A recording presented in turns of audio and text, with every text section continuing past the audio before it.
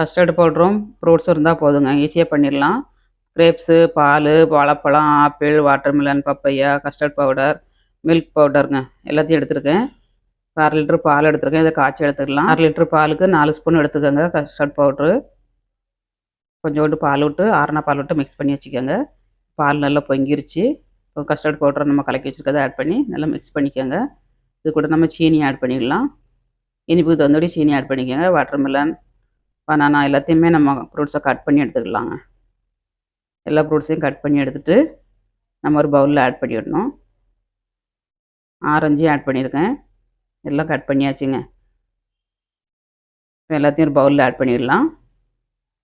ரொம்ப டேஸ்டியாக இருக்கும். குழந்தைகளுக்கு ஸ்கூலுக்கு போயிட்டு வர குழந்தைகளுக்கு இந்த மாதிரி பண்ணி கொடுங்க. ரொம்ப ஹெல்த்தியாகவும் இருக்கும். காய்ச்சி வச்ச பாலையும் போட்டு டூட்டி ஃப்ரூட்டி போட்டு வச்சோம்னா அவ்வளோ சூப்பராக இருக்குங்க டேஸ்ட் வந்து. வீடியோ பிடிச்சிருந்தா லைக் பண்ணுங்கள்.